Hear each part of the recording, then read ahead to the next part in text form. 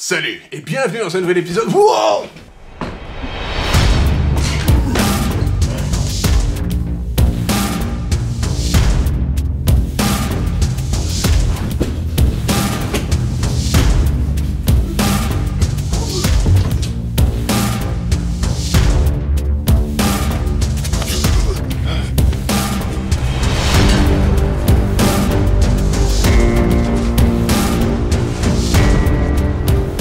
Qu'est-ce que tu veux? Espèce d'envahisseur de l'espace.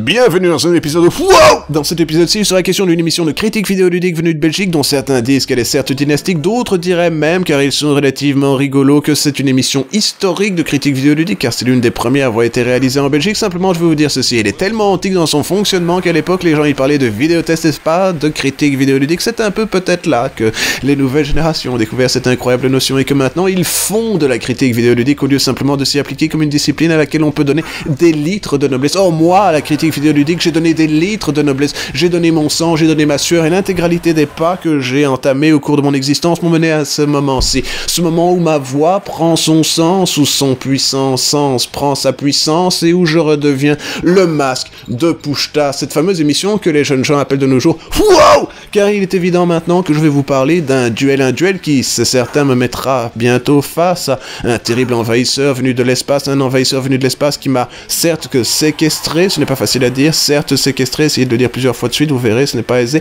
Il m'a certes séquestré dans un des épisodes précédents avant de menacer ma ville, vous savez, cette incroyable ville qu'on appelle, qui est si belle, qui s'appelle Bruxelles et que c'est la ville de Critique Cruel, et qui lui a dit, elle sera bientôt menacée, à peu près avec la même voix d'ailleurs maintenant que j'y réfléchis, elle sera bientôt menacée par un robot géant qu'on appellera le géant photonique. C'était évidemment là l'attaque du géant photonique où j'ai été sauvé in extremis par l'utilisation d'une poubelle robot de l'espace qui s'appelait Fritz Billy Boopop, qui est malheureusement morte afin de sauver la patrie, et que là maintenant je me tiens après avoir été hanté par les affres de terribles aliens d'une autre planète et qui m'ont poussé à essayer de terminer, alors même que j'étais dépressif, la série Dark Souls. Il faut maintenant que je me défasse de ces terribles menaces venues de l'autre espace au cours d'un duel. Or, moi, les duels, je pourrais vous dire que je suis très doué en duel, mais ce n'est pas vrai. Je suis un homme peureux, je suis pas réellement courageux, j'aime bien courir si jamais je suis face à un duel, mais cependant, parfois j'excelle dans le domaine du duel pour peu qu'il soit virtuel et qu'il se place sur l'un de mes jeux particuliers favoris sur lesquels je suis certain de pouvoir l'emporter, c'est-à-dire, fut un temps, avant mon accident, j'étais très doué à Counter-Strike 1.6 et c'est certain le seul jeu qui me reste, ça me vexe, mais cependant c'est du tennis virtuel, c'est bel et bien Virtua Tennis 2. Or ici, ce que vous avez sous vos yeux, c'est Virtua Tennis 3 sur PSP, c'est-à-dire que c'est là un mode d'un portage d'un jeu auquel j'excelle, qui s'appelle Virtua Tennis, et non pas Critique Cruel. Donc l'idée ici, c'est que vous avez la possibilité d'incarner divers sportifs du domaine du tennis, et vous pouvez leur faire des efforts par leur corps, par le sport, et vous pouvez donc essayer de vous battre et laisser ainsi Sébastien Grosjean comme devant, en ayant la possibilité soudain d'un puissant retour, qu'il a du mal à récupérer, qu'ensuite vous faites un mauvais coup, mais que il n'a pas couru assez vite. Donc je vous rappelle les règles du jeu. Virtua Tennis, ce n'est pas réellement un jeu de tennis, c'est plus un jeu de... Ça va sembler stupide ce que je veux dire, mais c'est plus un jeu de Virtua Tennis. L'idée, c'est que vous allez devoir anticiper les coups, charger une forme de puissance angulaire qui permettra à votre trajectoire de sortir du court en quelque sorte, et que vous avez 2 coups pour ce faire. Cet effort que vous allez faire pour votre corps par le sport, cet effort que vous allez faire en fait. J'essaie de dire faire l'effort de fort le faire, et que vous allez faire l'effort de fort le faire parce que vous allez jouer à Virtua Tennis 2 avec comme guide un homme qui, et je tiens à vous le répéter parce que peut-être que vous ne le saviez pas nécessairement, mais j'ai été champion à Virtua Tennis 2, j'ai gagné des tournois, c'est un peu à ce niveau-là que le masque est doué dans le domaine du Virtua Tennis. Donc imaginez que vous avez 2 coups, vous avez un coup normal, un coup droit, vous avez aussi un revers, mais la capacité que vous avez, c'est que vous pouvez lui donner simplement soit un effet normal de vous allez essayer de mettre de la puissance dans la balle, ou vous pouvez faire un coup slicé qui vous permettra de ralentir quelque peu le jeu, et vous pouvez ainsi, en altérant entre ces 2 tours et le fait que vous pouvez donc donner le corps à l'intégralité des coups du tennis, ou presque en fait, c'est-à-dire le revers, le coup droit et des choses comme ça, en tournant autour de la balle, vous allez découvrir ce système presque suborbital, c'est que vous pouvez utiliser la gravité afin de battre votre ennemi à un duel virtuel de tennis, et que c'est comme ça que ça se passe. Alors l'histoire de la série est assez simple à comprendre. En 1999, c'est-à-dire en 1999, c'est-à-dire dans le futur, ils relanceront Virtua Tennis, mais en 1999, ils ont sorti un jeu chez Sega qui s'appelait Virtua Tennis, qui était évidemment dirigé par Katsumoto Tatsukawa et qui était produit par Mie Kumagai, la designer de Confidential Mission, par exemple. L'extraordinaire jeu Confidential Mission, c'était elle, et elle a aussi aidé à superviser deux des meilleurs jeux de tennis de l'histoire de l'humanité, c'est-à-dire Virtua Tennis 1 et Virtua Tennis 2, qui vous est ici présenté par le truchement d'un portage sur PSP réalisé par Sumo Digital, qui était Virtua Tennis World Tour. C'était le portage Virtua Tennis 2, ils avaient tellement été fidèles qu'ils ont gardé l'intégralité des bugs, et ici c'est un mode qui est réalisé un peu plus tard afin d'essayer de faire semblant qu'ils ont updaté l'intégralité pour en vendre quelques unités de plus. Il y a quelques subtilités dans le domaine de... il y a plus de coups couru sur les fonds de retour, je ne sais pas m'expliquer ça autrement, parce que je ne suis pas réellement doué en tennis, je suis simplement doué en Virtua Tennis. Et l'intégralité de ce que je vous ai présenté ici, c'est d'essayer de me forcer à ce que Tommy Haas, qui n'est pas mon meilleur personnage, mais c'est comme Haas, nous allons donc essayer de lui faire gagner le grand chelem qui lui a échappé pendant l'intégralité de sa carrière. Et il faut savoir ceci, c'est que c'est un homme très fort, mais qui était tout le temps blessé, donc il n'a jamais pu avoir ce fameux grand run de « je suis un champion du champion des champions ». Il a eu un joli retour de carrière vers la fin de sa carrière, mais que voilà, il restera toujours encore et toujours connu pour être le beau-fils de David Foster, le fameux producteur de Yacht Rock, qui avait travaillé avec Kenny Loggins et des gens comme ça. Donc, ce que vous avez ici, c'est un design de Travis Ryan, le concepteur de Super Rubber Dub et le designer de Kinect Sports, qui a grosso modo rien grand chose fait, si ce n'est porté Virtua Tennis 2 sur PSP, et qui a ensuite mis un 3 parce que c'était comme ça. Et je me suis toujours demandé si Tommy Haas à un moment s'était rendu compte que le décor et les gens qui sont dedans, l'intégralité de ses spectateurs sont en carton. Je n'en sais absolument rien, simplement sachez ceci, c'est probablement l'un des plus grands jeux de tennis qui sont encore disponibles de nos jours dans une incroyable discipline qui n'existe plus, alors même que c'est une discipline particulièrement vidéoludique, celle du tennis. C'est du temps, de l'espace, du timing, une réponse, une espèce de volée continue afin d'essayer de ne pas être la personne chez qui la balle choix, et que cependant, à une époque, on pouvait qualifier et quantifier la qualité des consoles et des machines avec les jeux de tennis qui étaient proposés dessus. C'est certain, sauf que maintenant, la discipline n'existe plus et que, voilà, que voulez-vous que je vous dise, il nous reste ces incroyables souvenirs du passé où les jeux de tennis existaient encore, car ils ont maintenant disparu. Il n'y a plus de top spin, il n'y a plus que le souvenir que l'on peut faire tourner sur émulateur du portage, d'une suite, d'un mode, d'un titre qui était probablement l'un des meilleurs jeux de tennis de tous les temps. Et ce jeu-ci, il n'est pas particulièrement audacieux, c'est une évidence, mais il n'est pas pire que ses ancêtres.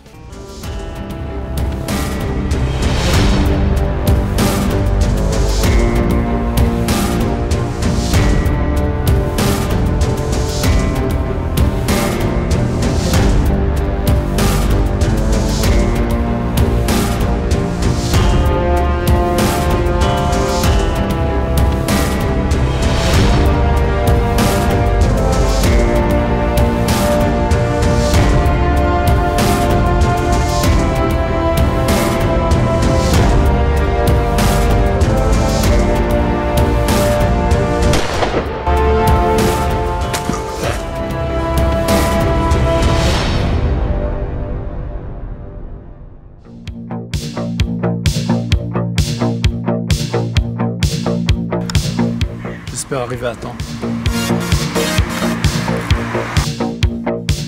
En tant qu'homme érudit, doué dans le domaine de la critique vidéoludique, je peux simplement vous dire ceci. Nous ne sommes plus en train de parler de Virtua Tennis Free sur PSP, non. Nous sommes en train de parler de Call of Juarez Gunslinger, un jeu qui a la particularité d'être un jeu Techland, publié par Ubisoft sur PC, mais ça c'est pas rétro aussi sur PlayStation 3 et Xbox 360 en 2013. Et j'admettrai immédiatement que je ne sais pas précisément comment ce duel, que je suis certain qu'il arrivera un moment ou un autre, et que cela fait maintenant des mois qu'il me poursuit, qu'il me hante, qu'il me chasse à chaque coin de la planète. Je sais simplement vous dire ceci, c'est que on va faire semblant cependant que quelqu'un se fatiguera à monter cet épisode après ma mort et que peut-être j'aurai la possibilité de vous parler de jeu. Or celui-ci c'est un jeu, mais c'est un jeu qui n'est pas nécessairement aussi intéressant que le précédent, parce que le précédent était certainement l'un des derniers moments d'une forme d'expression particulière de l'humanité, une forme de discipline vidéoludique qui se tient en elle-même, quelque chose de remarquable, quelque chose de spectaculaire, et ça c'est juste un mauvais FPS de cow-boy réalisé par des putains de Polonais qui sinon c'est certain pas cesser d'essayer de faire des efforts particuliers dans le domaine du jeu vidéo avec des cow-boys dedans, mais qui ne sont jamais réellement arrivés à en faire quoi que ce soit d'intéressant, ce qui n'est pas réellement surprenant quand on y réfléchit posément, car il se trouve que les jeux de cow-boys, hein, c'est probablement aussi chiant que les films de cow-boys. Les films de cow-boys, c'est assez chiant quand on y réfléchit posément. Je veux dire, c'est bien mignon tous ces films qui sont réalisés, je sais pas, moi par exemple par Sergio Leone, qui tiennent intégralement sur la qualité de la musique d'Ennio Morricone, mais qu'on peut dire ceci, c'est que, voilà, Sergio Leone, c'était un connard qui savait pas écrire un script, qui savait pas lire un script parce qu'il était analphabète, et qu'il était en plus super méga méchant et violent avec les gens qui avaient le malheur de jouer dans ses films, et que c'était pas un être humain particulièrement sympathique, et que ces films, bon bah voilà, il y a quelques plans mignons, ça fait et vous voyez un plan fixe avec tout d'un coup un type qui fait genre je fais les gros sourcils comme dans un comics Marvel, mais que voilà, ce n'est pas réellement intéressant. Je veux dire, c'est des films pour vieux, voilà, c'est le genre de films que les vieux ils aiment bien regarder parce qu'ils se disent non mais c'est l'histoire d'un homme qu'il est encore techniquement un homme, mais il est trop vieux pour être un homme, mais peut-être qu'il saura encore une dernière fois dégainer son sicou et boire du boyau et que bla bla bla, et que ça n'a pas beaucoup d'intérêt. Je veux dire, c'est toujours chiant, c'est toujours la même chose. Si je veux regarder un film avec des westerns dedans, et des westerns et des cowboys dans les westerns, bah je regarderai un film de Sergio Corbucci parce que l'intégralité des gens qui sont dedans sont des saloperies totales avec des flingues à la con. Alors, Gunslinger, qu'est-ce que c'est? Ben, c'est l'histoire de gens, hein, qu'ils sont des cowboys qui se tirent dessus, que vous êtes en train d'incarner Silas Greaves, un type que il était gunslinger à une époque, ça aurait peut-être été un meilleur jeu s'il avait été, je sais pas moi, Funslinger ou Punslinger, mais toujours est-il que ici vous êtes en train d'incarner un cowboy qui est en train de se battre contre des forces de la nature qui ont une barre de vie 700 fois plus grosse que la sienne, et que la particularité de ce type, en fait, c'est que il n'a pas une grande barre de vie, ce Silas Greaves, mais voyez-vous, il a la capacité, s'il se cache derrière des murettes de l'époque des westerns, de voir ses petits points de vie revenir, tandis qu'on est en train de tuer sur, semble-t-il, un des Tagada, voilà les Dalton. Donc ici, on est en train de se battre contre un des Tagada, voilà les Dalton. Lui, il est con, hein, il a pas appris à régénérer ses points de vie, qu'il va devoir se battre donc d'une manière particulièrement déloyale contre un type qui, lui, non seulement a l'infinité de la possibilité de garder dans ses poches beaucoup de balles, mais qu'en plus, bon ben l'autre, voilà, on vous dit tout le temps en plus que vous êtes certainement un de ces narrateurs à qui on ne peut pas faire confiance. Vous êtes en train de raconter une histoire au beau coin du feu, mais vous n'êtes pas au coin du feu, vous êtes dans un bar, et vous êtes en train d'essayer de faire semblant que vous étiez super cool parce qu'il y a des gens, ils sont là, et il y a une vague histoire, et la vague histoire est probablement la meilleure chose que vous trouverez dans ce jeu, dont on peut au mieux considérer que c'est un jeu de cowboy de série B. Alors pourquoi est-ce que c'est un jeu de cowboy de série B? Déjà, c'est un jeu polonais, et ce n'est pas leur premier essai, c'est probablement le plus efficace, et que c'est ça qu'ils ont décidé de mettre dans leur jeu de cowboy. Vous tirez sur des gens en sautant en ralenti à travers des structures où on vous dit que c'est gentil quand même de vous être dit que vous étiez pas passé par là, parce que sinon vous auriez été écrasé par un, je ne sais pas ce que c'est, est-ce que c'est une Drésie, est-ce que c'est simplement un petit wagonnet, disons que c'est un wagonnet. Donc c'est un jeu qui a été réalisé par un studio polonais qui a été fondé en 91 ou en 1991 pour nous les gens normaux, par Paweł Marczuka, qui était autrefois spécialisé dans les mauvais jeux de cowboy Techland, et maintenant ils sont spécialisés dans les jeux pas réellement terribles mais plutôt sympathiques avec des zombies dedans, ce qui, bah, ça semble assez logique. Je veux dire, quand vous avez fait le tour des vieux films de cowboy chiants pour vieux, et ben vous attaquez, c'est certain, au film de zombies, parce que c'est la case juste à côté, et que les gens ils préfèrent limite les zombies, même si c'est plus réellement à la mode. Enfin bref, c'est certainement plus à la mode de nos jours que les cowboys ne l'étaient à l'époque en 2013. Sauf évidemment si on parle de Red Dead Redemption. Mais Red Dead Redemption, il a la particularité d'être un jeu qui est réellement bien écrit, réalisé par l'un des meilleurs studios de la planète. Ce n'est pas parce qu'il y a des cowboys qu'on va aller en train de dire que voilà, et que il faut admettre que Red Dead Redemption comprend aussi que l'idée du cowboy, c'est une idée de transmission de règles dans un monde qui change, et que l'incompréhension de ces nouvelles générations fait que on arrive à un autre type d'archétype cowboyesque que celui qui vous est proposé par exemple par Gunslinger, un jeu qui est réalisé et produit par Krzysztof Nosek. Il était paradoxalement plus connu comme ingénieur / programmeur sous des titres comme Dead Island Riptide, vous savez.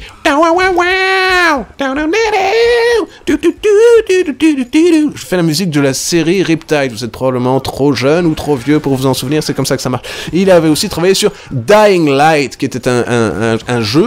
avec des zombies, mais pas de cowboys malheureusement. Et c'est un titre produit par, je vous l'ai déjà dit, un homme qui s'appelle Krzysztof Nosek. Il est développé par Tomasz Klin et ses équipes, qui est l'un des principaux programmeurs de Call of Juarez de Cartel, qui est l'incroyable stylistique efficacité de cette même série, mais appliquée dans l'idée de vous faire un jeu de série B qui soit un peu de la merde, vous savez, avec les cartels mexicains qui sont en train d'attaquer la planète, c'est terrible, mais c'est comme ça, et que voilà, c'est basé sur un level design d'Adrian Sicora. Alors remarquez qu'à l'époque, Techland ne croyait pas encore la position de lead designer, ce qui explique beaucoup un peu sur leur titre, d'ailleurs, des choses dont on pourrait considérer qu'elles sont du domaine de l'activité, d'organiser des équipes, mais simplement, je veux dire ceci, c'est bel et bien ce travail-là qu'a fait Adrian Sicora. Il a d'ailleurs occupé plus ou moins le même rôle, c'est-à-dire celui de lead designer sur Dying Light. C'est un jeu qui est réécrit par Rafael W. Orkan, le scénariste de Dying Light, et voilà, c'est un peu Dying Light avant l'heure, ils avaient besoin de faire un jeu qui puisse sortir sur les systèmes de téléchargement, et que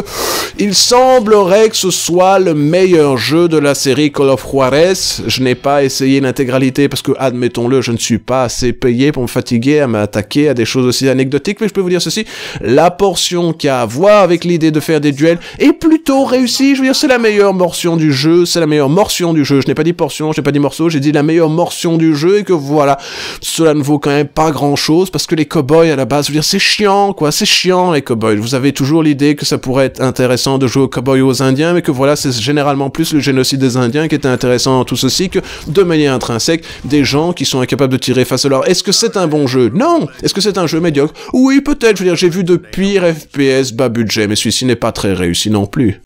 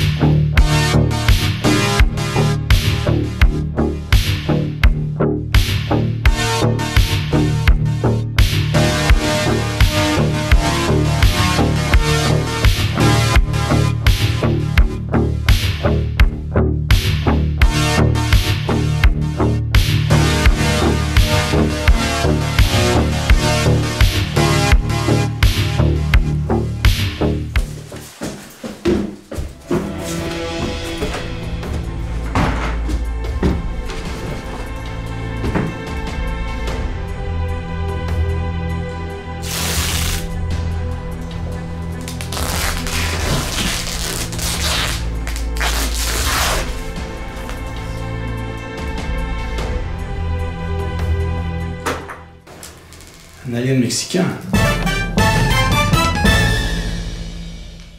Maintenant, tout fait sens, car dans cet épisode j'ai décidé de vous parler quelques instants de l'enfer des cartels mexicains. Alors je suis certain que vous en souvenez très très bien, cependant soyons prudents, je vais vous le rappeler là maintenant. Le 4 juillet 2011, un cartel de la drogue mexicain a décidé de s'attaquer au QG du DEA avec des bombes artisanales. Et là maintenant, on est au milieu d'une réunion qui réunit, si ça c'est pas inouï, divers corps de peacekeeping américains qui se demandent une seule question: comment bien réagir au fait qu'on en a tué 6 de nos particuliers agents fédérales in the line of duty, ce qui est encore plus dangereux que de mourir dans Call of Duty, vu que là vous mourrez dans un jeu vidéo, et qu'ici c'est bien entendu la réalité, du moins c'est ce que aimerait vous faire penser les Polonais de Techland, car vous êtes en train de voir une critique de Call of Juarez de Cartel, un jeu publié par Ubisoft sur PC, si ça se paraît trop, sur PlayStation 3, Xbox 360 en 2011. Alors face à un cartel, c'est une organisation de diverses factions, comment faire face à ces terribles envahisseurs qui sont en train de prendre pied sur le territoire souverain américain, ce terrible territoire où là maintenant on n'avait pas encore construit ce gigantesque mur qui maintenant protège ce territoire sacré de toutes les intrusions, du moins si vous croyez actuellement le programme politique du parti dont on dit cependant qu'il se veut de la République. C'est bien entendu le parti républicain dont je parle là maintenant. Donc l'idée très simple, c'est que face à un cartel, vous construisez un autre cartel, vous réunissez des gens du DEA, de la CIA, peut-être même du FBI, afin d'avoir une seule équipe, afin de vous battre pour le bien, contre le mal et tout ça. Sauf que peut-être que vous allez découvrir un terrible secret sordide et sale, celui de ces terribles bombes artisanales, et peut-être même que vous allez apprendre que les agents que vous jouez sont des agents doubles, des agents qui ont un agenda secret, ils cachent des agendas, c'est pour ça qu'ils deviennent secrets, et qu'ainsi vous allez devoir vous défaire du terrible effort de la guerre contre la drogue. Alors c'est un jeu qui a la particularité, c'est certain, d'avoir été conceptualisé par Pavel Marchouka, qui, comme vous le savez maintenant depuis quelques instants, est le fondateur de la compagnie Techland. Il a cependant été à une époque designer sur Chrome, le jeu, pas le browser. Et ce que vous avez ici, c'est un moteur particulier, le moteur 3D propriétaire de la compagnie Techland, le Chrome Engine 5, qui fait tourner l'intégralité. Oui, Chrome Engine, sous-entendu le moteur 3D, pas le moteur de browser avec la terrible idée qu'ils ont eue ici, c'est que ils ont réellement soigné les systèmes de conduite, on ne sait pas pourquoi parce que c'est un FPS, et que l'intégralité du jeu est censée être présentée par un moteur dont on me disait à l'époque qu'il était beau et qu'il était capable de tourner aussi bien sur PlayStation 3 que sur Xbox 360 et que voilà, je veux dire que vous regardez le gigantesque amas de pixels qui vous a été ici réuni et vous dites bon bah voilà, ils savent faire des vagues buissons de drogue et que ici donc vous êtes dans un univers interlope, celui de la prostitution, celui de la drogue. Vous pouvez jouer soit le descendant de Silas Greaves, soit je sais pas moi la fille qui ressemble à Libéry, ou alors l'agent Martinez qui a la particularité ici de porter un magnifique masque de Barack Obama. Vous savez, la baraque de la Maison Blanche, parfois elle avait deux beaux mâles, c'était la baraque d'Obama. Donc ici on est en train de faire le tour de les incroyables buissons de la drogue en ayant un hoodie cool et des trucs comme ça, et on va tirer sur des gens parce que je vous le rappelle, c'est un FPS médiocre qui vous est proposé à 9€ sur Steam de nos jours. Ici vous pouvez tirer sur des trucs, vous avez parfois la particularité de pouvoir passer en bullet time et tirer sur la cabeza des gens qui sont des méchants drogués mexicains dans des cartels encartés, et qu'ici on va pouvoir lui tirer dans le cucu, parce que moi c'est ça que j'aime bien, quand je vois un drogué mexicain, j'aime bien lui tirer dans le cucu, avec un peu de chance il fera quelques mètres de vol plané, c'est comme ça, c'est rigolo. Vous pouvez aussi faire du ziplining, vous savez, les zips, on pouvait mettre au moins 100 émotes données dessus, mais ils ont donné leur nom, à cause de leur terrible rapidité, à ces incroyables artifices. Vous pouvez avancer le long d'un câble que vous avez décidé d'étreindre avec vos mains, parce que vous êtes l'agent Martinez, et l'agent Martinez, c'est un homme de la DEA, la Drug Enforcement Agency, qui a donc la particularité d'avoir des mains très très solides qui ne sentent pas la douleur, parce qu'il est très très stone, semble-t-il. Toujours est-il que voilà, c'est comme ça que ça marche. Vous avez vos flingues akimbo, vous allez set us up d'un bomb, dans ce jeu qui a la particularité d'être produit par Powell Zawadney, le Chief Operating Officer de Techland. Lui aussi, il fut designer autrefois sur Chrome, le jeu, hein, pas le browser, et que l'intégralité du titre est articulée comme une espèce de western moderne à la MC Solar. Vous savez, c'est un peu mou, mais c'est sympathique, hein, mais c'est un peu mou, et c'est un jeu dont son concepteur, donc Pavel Marchouka, il avait dit, bon bah voilà, c'était une erreur, hein, il est sorti trop tôt, et c'est un de ces graves moments où soudain le type il se rend compte qu'il est en train de dire la vérité, puis après il a dit, mais c'est pas comme si c'était un mauvais jeu, hein, c'est juste il est sorti trop tôt, il est peut-être pas fini, et que voilà. Donc le lead level design est d'Adrian Sikora, un designer de Dying Light, et Pavel Marchouka, qui est, vous savez, toujours et encore soi-disant designer, il a travaillé sur Chrome, mais pas le browser, hein, le jeu ici. Donc on vient de faire une action tactique, on est passé, on les a pris à contre-pied, on leur a envoyé des terribles passing shots à travers leur corps, et on est en train de se rapprocher d'un chalet. Alors je me méfie des chalets, parce que j'ai vu assez de films de la série Vendredi 13 pour savoir ce qui s'y passe, et que voilà, on va rentrer dans cet incroyable univers où il n'y a absolument rien au milieu de la pièce, et que voilà, c'est très moche, mais c'est censé être un excellent moteur 3D, et que voilà, on va attendre nos partenaires, voilà, ça c'est un descendant de Silas Greaves, et de l'autre côté vous avez Halle Berry, et qu'on va essayer de rentrer en bullet time dans une porte, parce que décidément vous avez aussi vu ça dans Gunslinger, que c'est là que l'idée a commencé, et que voilà, je veux dire, c'est pas un bon jeu pour autant, mais admettons-le, il y a des petits moments à l'amo, vous allez pouvoir sortir et tirer beaucoup d'ammo sur des gens qui sont en train de se cacher de manière inefficace, on va tirer dans le cucu, voilà, c'est assez amusant, mais c'est l'intégralité de ce que je vous ai ici proposé. Vous pouvez aussi tirer sur un hélicoptère avec un lance-roquette, on sait jamais que ça marche, si jamais vous avez une roquette dans un jeu vidéo, vous appelez Pavel Marchouka et vous avez eu l'idée de faire un jeu, et ben voilà ce que ça donne, semble-t-il, quand on y réfléchit posément. Alors c'est certainement un titre dont on peut dire qu'il m'aura appris, au moins, que ce que c'est censé être un cartel. Je me suis toujours dit que j'avais une vague idée de ce que c'était un cartel, mais maintenant que je sais que c'est une combinaison de factions qui existent par ailleurs, ben le scénario fait sens, parce que vous êtes censé être diverses factions réunies dans une seule équipe, en train de faire sembler à des méchants Mexicains qui sont venus à un territoire américain pour planter des buissons de drogue, la drogue, et que voilà, vous vous battez contre la drogue, dans cette guerre contre la drogue, et que vous allez donc avoir la possibilité de regarder des jolis cutscenes que, bon bah voilà, l'anti-aliasing n'est pas présent, mais cependant, voilà, je veux dire, ça tourne à peu près 270 FPS de nos jours, ce qui est une bonne chose, j'imagine. C'est ce que c'est réellement nécessaire de tourner à 270 FPS. J'en sais absolument rien, mais vu que c'est un jeu qui coûte 9€ et qui est assez mauvais pour être rigolo, il y a vraiment des moments qui sont limite, je veux dire, on peut réfléchir à ce qu'il était logique d'avoir un niveau où on ne tire que sur des gangbangers, des choses comme ça. Vous savez, les gangbangers, c'est des gens qui bangent des gangs, ou qui gagnent des banques. Je suis pas nécessairement certain de comprendre l'intégralité des subtilités de cet incroyable univers que celui K-pop.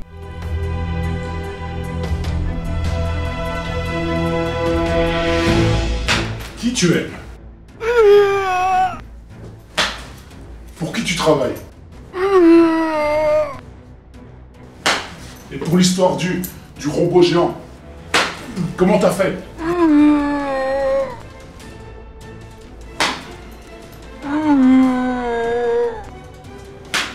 Pour qui tu travailles? Et pour l'histoire du robot géant, comment t'as fait?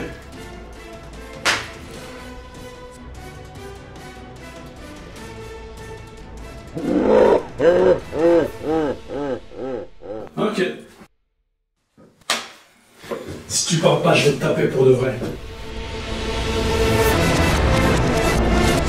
Il y a bien des années, mon sensei m'a enseigné les arcanes majeures des arts martiaux secrets orientaux, une technique d'une telle puissance qu'elle ne peut pas être utilisée sous qu'aucun prétexte. Non, il faut un cas de force majeure pour développer toute sa puissance légendaire. Il faut, par exemple, que votre vie soit en danger. Et si je vous parle de majeur, c'est étrange, c'est parce que c'est à proximité de cet appendice que nous trouverons toute la puissance nécessaire à pouvoir faire ce coup particulier, ce coup, je vous l'ai déjà dit, légendaire. C'est celui qui a rendu Bruce Lee célèbre, c'est bien là, du One Inch Punch dont je vais vous parler un instant. Et c'est étrange parce que je l'ai appris d'un sensei qui à la base était un sensei de judo, je veux dire, il était nul en technique de frappe, mais il s'est senti investi de cette terrible responsabilité, celle de me prendre à me défendre dans le monde réel, de me donner tous les pouvoirs nécessaires à pouvoir, je ne sais pas, par exemple, me défaire de quelqu'un qui soudain serait en train de m'interroger ou de quelqu'un qui soudain exigerait un duel alors même qu'il prétend être un alien mais qu'en fait il est mexicain. Et ça c'est le pouvoir du One Inch Punch, un coup qui nécessite l'accélération de 2,54 cm, soit 1 pouce. Or tous les joueurs de jeux vidéo et toutes les joueuses de jeux vidéo ont la particularité d'avoir des pouces, de savoir les utiliser, à moins évidemment que vous soyez handicapé. Tout ceci est nécessairement encore du domaine d'application de votre activité, car si vous savez quelle longueur fait un pouce, vous pouvez encore utiliser le pouvoir du One Inch Punch qui vous est ici présenté par One Finger Death Punch, un jeu de Silver Dollar Games publié par Silver Dollar Games et Moberic sur Android, iOS, PC. Et si ça c'est pas rétro, sur Xbox 360 en 2013, c'est un jeu de David Fluke et Jonathan Fluke, qui sont sans doute genre mari et mari, ou peut-être qu'ils sont frères et frères, c'est peut-être encore plus probable que ce soit ça dont il est question. Et c'est un jeu qui vous permet d'utiliser le pouvoir des arts martiaux pour vous défaire d'ennemis qui sont assez moches. Je veux dire, c'est un jeu, c'est pas des graphistes, hein, Jonathan Fluke et David Fluke, c'est juste des gens qui ont téléchargé un système de téléchargement qui leur permettait de faire des jeux intéressants sur Xbox 360. Il était question du XNA, une technique qui était censée amener des petits gens comme vous et moi à essayer de faire des jeux. C'est donc un jeu autodidacte basé sur une idée de gameplay, pas sur une idée de graphisme, un truc que, c'est certain, l'intégralité des créateurs de jeux indés pourraient apprendre. C'est que c'est intéressant le jeu vidéo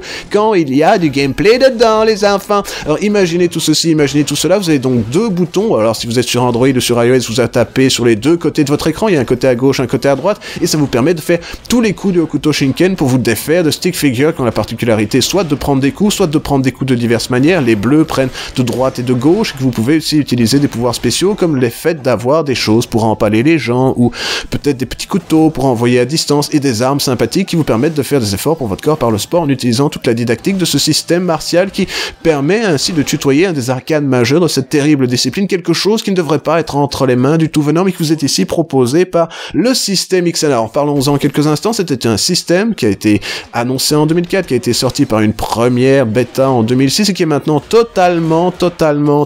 obsolète et qui a été rendu donc fameux par certains jeux qui avaient par amateurisme un petit côté NetYaro sur PlayStation. C'est un jeu un peu comme ça, et quand on réfléchit à ce titre qui ne mange pas de pain, qui ne coûte que $3 et qui est assez sympathique, on se dit oui, c'est un jeu particulièrement réussi. Il est très laid, d'accord, mais son gameplay est particulièrement réussi. Il a quelque chose à rajouter à un jeu comme par exemple Spartan, ou vous savez Spartan X2, des jeux qui sont dans le domaine du kung-fu, mais qui ici ont réalisé ce particulier et subtil artifice, c'est de vous garder totalement intéressé par une action qui serait sous d'autres augures particulièrement monotone. Quand on y réfléchit posément, c'est un système qui aurait tout aussi bien pu fonctionner à l'époque de l'arcade, qui aurait pu fonctionner de diverses manières, qui ressemble sans réellement en être une simple copie à ce qui vous était proposé dans des jeux comme, je sais pas moi, Batman Arkham Asylum, ou peut-être même Kung Fu, vous savez, le jeu où ils en ont fait un film avec Agnès Varda. C'était un film d'Agnès Varda, pas avec Agnès Varda. Et vous avez aussi parfois des boss, vous vous battez contre ces fameux boss, et les boss changent de diverses manières, ils ont la possibilité de prendre les archétypes de beaucoup de leurs subordonnés, et voilà ce dont il est question. C'est un jeu qui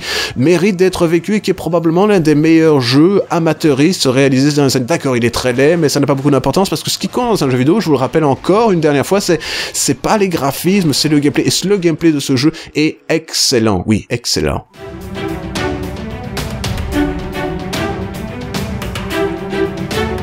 Mais pourquoi est-ce qu'un cartel d'aliens mexicains voudrait attaquer Bruxelles, la ville de critiques cruels?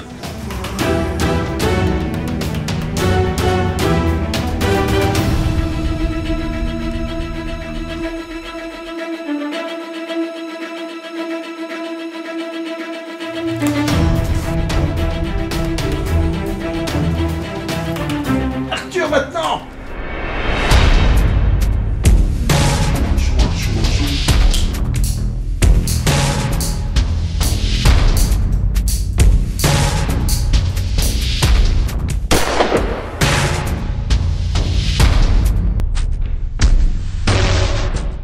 La guerre a changé. Ce n'est plus une question d'idéologie, de philosophie ou d'état-nation, non. C'est un gigantesque complexe militaro-industriel qui se nourrit de lui-même et qui a pour champ de bataille vos esprits tant il est occupé à vous vendre les derniers produits, les munitions pour vos machines vidéoludiques, des jeux dont on vous dit qu'ils ont comme principale qualité d'être à la mode et qu'il faut savoir rester à la mode. Or, ce qui est à la mode ne peut finir que démodé. C'est une évidence que beaucoup de gens tentent d'éviter. Cependant, quand on a les yeux en face des trous, on peut voir ces titres pour ce qu'ils sont, de gigantesques répétitions générales du prochain produit de cette même série, car ce que vous avez ici, c'est un jeu qui est symptomatique de ce qui se passe actuellement dans le domaine du jeu vidéo. On vous sort le même jeu chaque année et vous l'achetez parce que vous êtes censé rester au courant, vous êtes censé vous renseigner sur ce que vos congénères, sur cette petite planète qu'on appelle la Terre, jugent judicieux de considérer comme du divertissement. Et donc, ce jeu, ce que vous avez sous les yeux, cela s'appelle Call of Duty Go, c'est un jeu de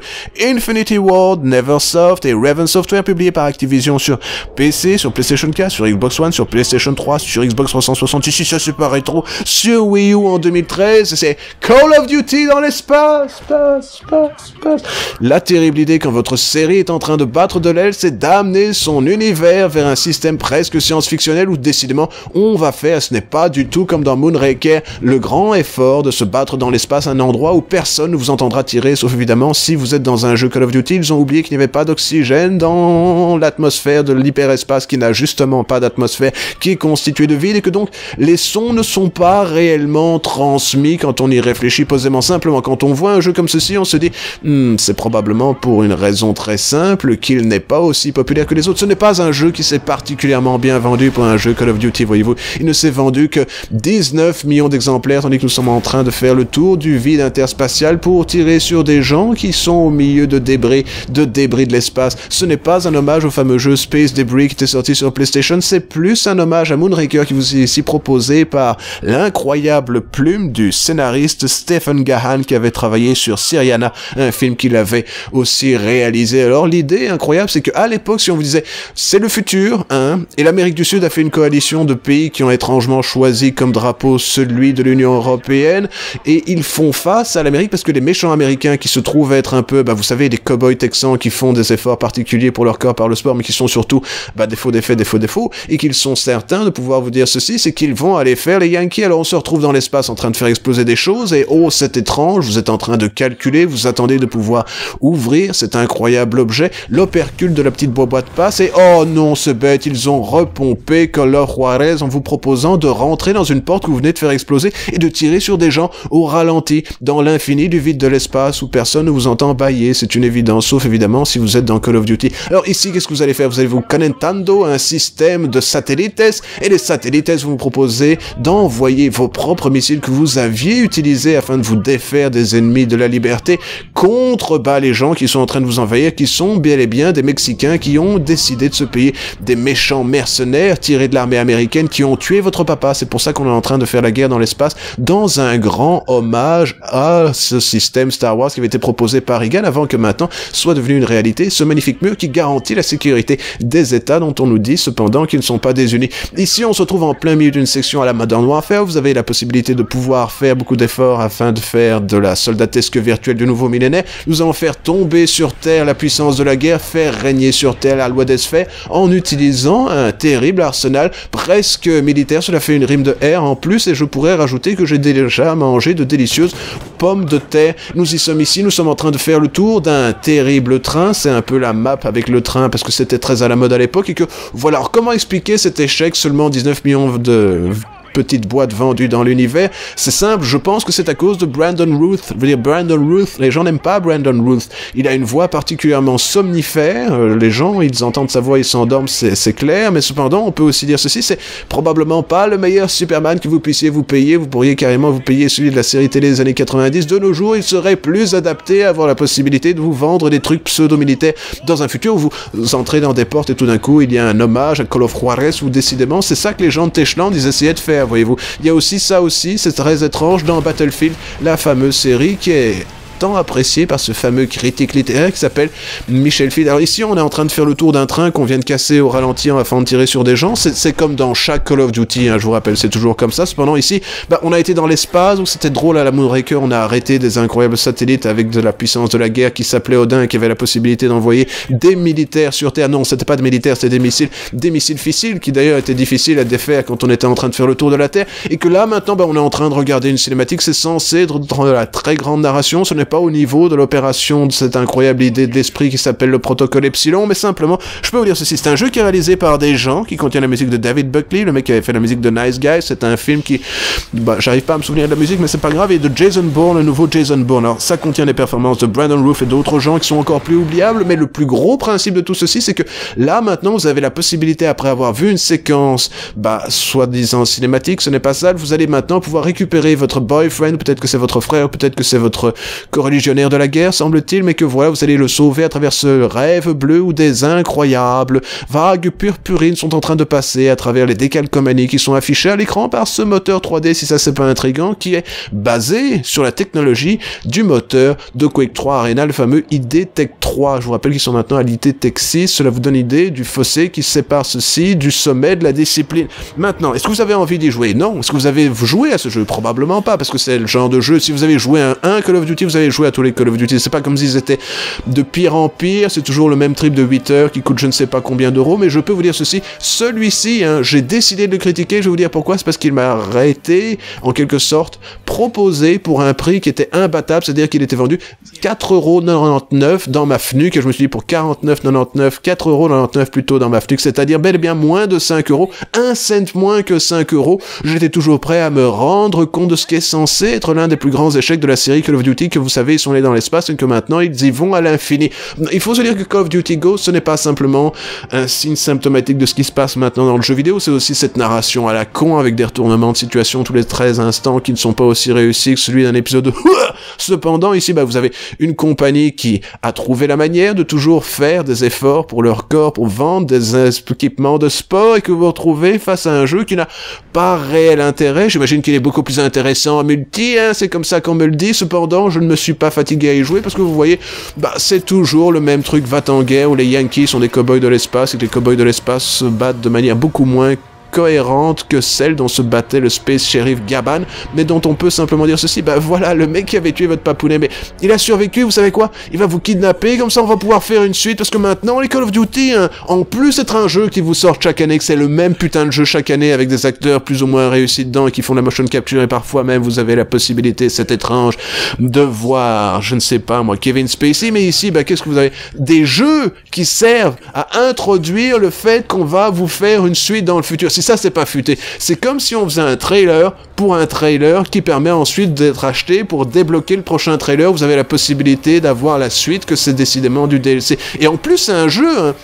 Je sais pas si vous le saviez, ça pourrait intéresser les historiens, mais il permettait d'acheter du DLC. Vous pouviez acheter du DLC sur ce jeu. Du DLC qui est maintenant obsolète, comme l'était le jeu auquel il était destiné. Alors, vous voyez, c'est un jeu qui a été réalisé de manière plate par un consensus de 3 studios, et c'est à ça qu'ils sont arrivés, avec tous ces gens qui ont travaillé dessus. On pourrait imaginer, c'est étrange, la série Call of Duty est de moins en moins réussie, au plus on met des gens qui sont cependant avec des capacités techniques, artistiques, et peut-être même du domaine de la création, tout simplement, et voilà, cela donne ceci, un truc particulièrement oubliable, et qui peut cependant faire le sujet d'un excellent épisode d'une émission de critique vidéoludique venue de Belgique qui s'appelle, je vous rappelle... Tu dois admettre que c'était un plan très compliqué. Et oui, c'était un plan très compliqué, mais maintenant, je vais te l'expliquer, parce que figure-toi que... Cela fait maintenant près de 14 mois que j'ai déclenché le protocole Epsilon, un stratagème stratégique d'une telle puissance qui m'a permis de me défaire d'un homme beaucoup plus puissant que moi. Il s'appelle Frev et il pensait qu'il m'aidait à enquêter sur l'invasion dont Bruxelles était la cible. Des méchants aliens venus d'ailleurs avec des géants photoniques faire résonner le malheur dans le ciel de Bruxelles. Cependant, non, c'était un plan machiavélique qui était censé l'attirer dans la toile là où il serait le plus vulnérable, car il y a des mois de ça, j'ai demandé à Alexandre Farapa, mon comparse de toujours, le fameux présentateur d'émissions de critique vidéoludique old school, de me prêter un coup de main. Il a quitté son job à NXT et il a dit « Oui, je viendrai me battre, mais uniquement si tu utilises le protocole Epsilon, ce protocole que nous avions créé, au cas où tout aille mal. » Et maintenant, j'ai triomphé car je me suis enfin vengé de cet affront qui m'avait été fait quand Frev m'avait battu dans un épisode d'une émission dont j'ai oublié le nom, mais c'était sans doute un espèce de spin-off de Pushta ou un truc comme ça, j'imagine. Et t'as pas peur pour Frève? J'ai jamais peur pour Frève. Qu'est-ce que tu penses? Qu'il va revenir comme un zombie? Dans le prochain épisode de WOW, Frève revient comme un zombie. Peut-être le poteau.